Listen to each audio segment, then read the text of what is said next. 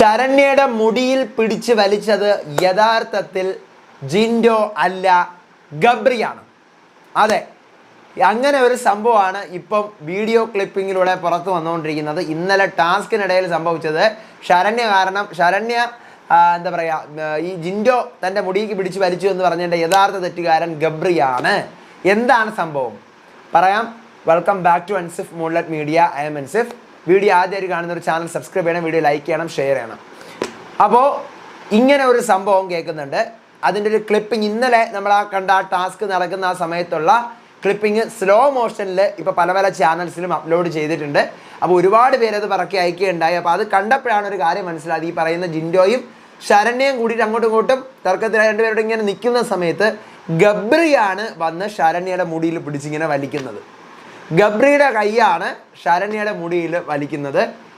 എല്ലാ റിവ്യൂവേഴ്സ് ആയിക്കോട്ടെ, യൂട്യൂബേഴ്സ് ആയിക്കോട്ടെ, ക്ലിപ്പിങ്ങുകളിലായിക്കോട്ടെ, മുഴുവൻ ഞാൻ ഉൾപ്പെടെയുള്ള എല്ലാവരും ജിൻഡോയാണ് മുടി പിടിച്ച് വലിച്ചത്, അത് തെറ്റ് തന്നെയാണ് എന്ന് പറഞ്ഞിരുന്നു. പക്ഷെ അതിപ്പം ഗബ്രിയാണ് വലിച്ചതെന്നാണ് ആ വീഡിയോ കൂടുതൽ ഡീറ്റെയിൽ ആയിട്ട് നോക്കുമ്പോൾ മനസ്സിലാവുന്നത്.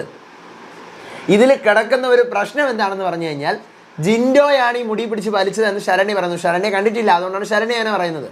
ശരണ്യ ഉൾപ്പെടെയുള്ള പവർ ടീം ഇന്ന് ജിൻഡോയെ ഡയറക്റ്റായിട്ട് ജയിൽ നോമിനേറ്റ് ചെയ്യാൻ കാരണം ജിൻഡോ മുടി പിടിച്ച് വലിച്ചു എന്ന് പറഞ്ഞിട്ടുള്ള കേസിൻ്റെ ഭാഗമായിട്ടാണ്. അപ്പോൾ ഇതിൻ്റെ ഭാഗമായിട്ട് ജിൻഡോ ജയിലിൽ ജിൻഡോയും ജാസ്മിനോട് അടിയായി, അങ്ങനെ കുറേ സംഭവങ്ങളായി.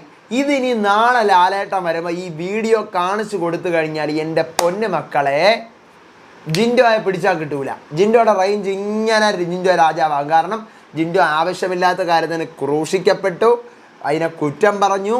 ജിൻഡോയെ എല്ലാവരും നിങ്ങൾ ചെയ്ത തെറ്റാണ്, മുടി പിടിച്ച് വലിക്കാൻ പാടില്ല എന്നെല്ലാം പറഞ്ഞ് ജിൻഡോ ഒരുപാട് പറഞ്ഞിരുന്നു. ഇതിനൊക്കെ പുറമേ ആയിട്ട് ജിൻഡോയെ പിടിച്ച ആ കാരണത്താൽ ജയിൽ നോമിനേഷനും ചെയ്തു.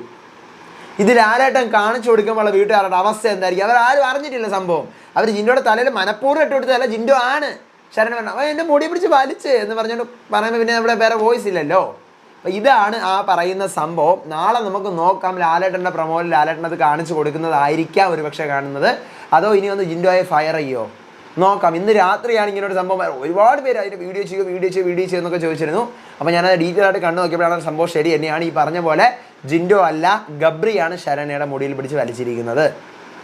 അപ്പോൾ ഞാൻ അടുത്ത അപ്ഡേറ്റുമായിട്ട് വരാം, വിശേഷമായിട്ട് വരാം. അപ്പോൾ ചാനൽ സബ്സ്ക്രൈബ് ചെയ്യണം, വീഡിയോ ലൈക്ക് ചെയ്യണം, നിങ്ങളുടെ അഭിപ്രായങ്ങൾ മസ്റ്റായിട്ട് താഴെ കമൻറ്റ് ചെയ്യണം. ബിഗ് ബോസ് ആയിരുന്ന ഫ്രണ്ട്സിന് ഷെയർ ചെയ്ത് കൊടുത്ത് നമ്മുടെ ചാനൽ ഇൻട്രൊഡ്യൂസ് ചെയ്യണം.